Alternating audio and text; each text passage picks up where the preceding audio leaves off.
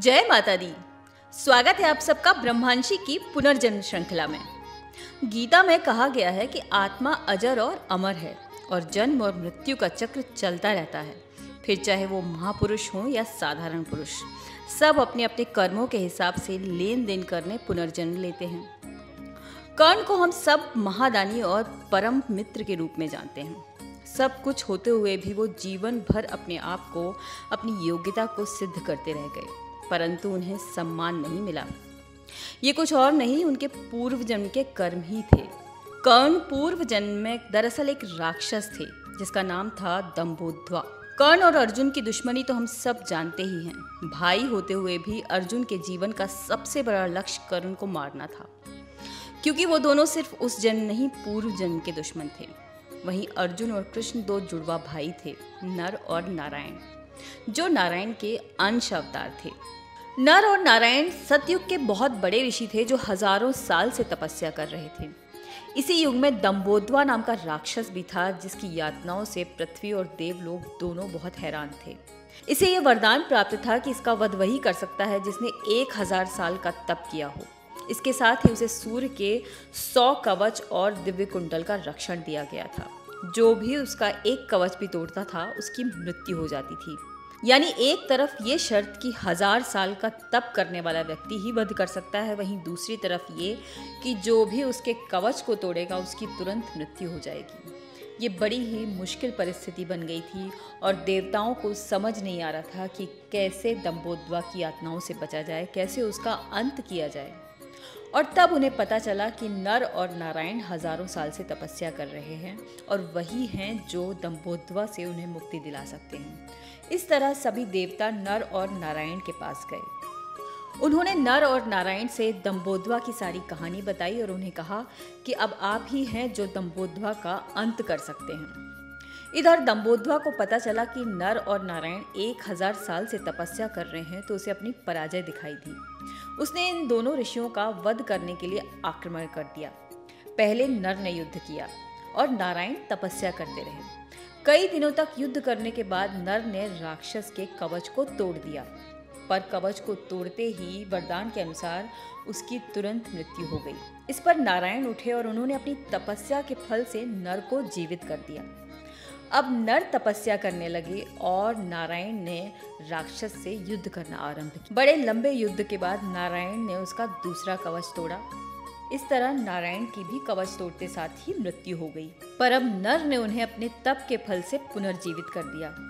इस तरह अब नारायण फिर तपस्या में चले गए और नर ने राक्षस के साथ युद्ध करना आरंभ किया। लंबे युद्ध के बाद नर ने फिर से उसका एक कवच तोड़ दिया और फिर नर की मृत्यु हो गई। और इस तरह फिर नारायण आए और उन्होंने अपने तप के बल पर उन्हें पुनर्जीवित किया और ये सिलसिला कवच तोड़ने और युद्ध करने का और जीवन और मृत्यु का ये सिलसिला चलता रहा। जब नर और नारायण ने बारी बारी से तपस्या करके दंभोद्वा के 999 कवच तोड़ दिए और जब एक कवच बच गया तो दंभोद्वा सूर्यलोक में जाकर सूर्य के पीछे छुप गया। अब नर और नारायण दोनों ने दंभोद्वा को ललकारा, परंतु दंभोद्वा सूर्य के पीछे जाकर छुप गया और ऐसा कहते हैं कि सूर्य ने उसे अपनी शरण में ले लिया। तब नारायण ने सूर्य से कहा कि ठीक है, इसका फल तो आपको भी भुगतना पड़ेगा। अगर आपने आज इसे शरण दी है तो ये मत सोचेगा कि इसका अंत नहीं होगा। अब यह राक्षस आपके ही तेज से द्वापर में जन्म लेगा और यही कवच कुंडल तब भी इसके पास रहेंगे, लेकिन मृत्यु के समय इसके काम नहीं आएंगे। और यही वजह है कि महाभारत काल में कर्ण ने सूर्य के पुत्र के रूप में जन्म लिया। वो सूर्य पुत्र कहलाए और उन्होंने जन्म कवच और कुंडल के साथ लिया था। परंतु महाभारत के काल में भी कवच और कुंडल कर्ण के काम नहीं आए। अब ये तो हम सभी जानते हैं कि महाभारत के युद्ध के ठीक पहले इंद्रदेव उनसे उनके कवच और कुंडल दान में मांग लेते हैं। कर्ण तो थे महादानी, उन्हें अपने कवच और कुंडल देने पड़ते हैं। इस तरह इस युद्ध में कवच और कुंडल कर्ण के कोई काम नहीं आते, जैसा कि कृष्ण भगवान ने पिछले जन्म में उन्हें श्राप दिया था। और कुरुक्षेत्र के मैदान में कृष्ण की सहायता से अर्जुन कर्ण का वध करते हैं, यानी कि दंभोद्वा का वध करते हैं। कर्ण और अर्जुन के पिछले जन्म की कथा का वर्णन पद्म पुराण में भी मिलता है। इसके अनुसार एक बार भगवान ब्रह्मा और महादेव के बीच युद्ध होता है। महादेव ब्रह्मा जी के 5वें सर को काट देते हैं। क्रोधित ब्रह्मदेव के शरीर से पसीना आता है और इस पसीने से एक वीर योद्धा का जन्म होता है जो पसीने से जन्मा है, इसलिए उसे स्वेदजा के नाम से जाना जाता है। स्वेदजा पिता ब्रह्मा के आदेश से महादेव से युद्ध करने जाता है। महादेव भगवान विष्णु के पास क्रोधित ब्रह्म द्वारा जन्म लेने वाले स्वेदजा का हल जानने जाते हैं। इसका उपाय करने के लिए भगवान विष्णु अपने रक्त से एक वीर को जन्म देते हैं। रक्त से जन्मा इसलिए उसे रक्तजा के नाम से जाना जाता है। कहते हैं कि स्वेदजा 1000 कवच के साथ जन्मा था और रक्तजा 1000 हाथ और 500 धनुष के साथ जन्मे थे। चूंकि धार्मिक मान्यता है कि भगवान ब्रह्मा भी विष्णु से ही उत्पन्न हुए थे, इसके आधार पर स्वेदजा भी भगवान विष्णु का ही अंश था। स्वेदजा और रक्तजा में भयंकर युद्ध होता है। स्वेदजा रक्तजा के 998 हाथ काट देता है और 499 धनुष भी तोड़ देता है। वहीं रक्तजा स्वेदजा के 999 कवच तोड़ देता है।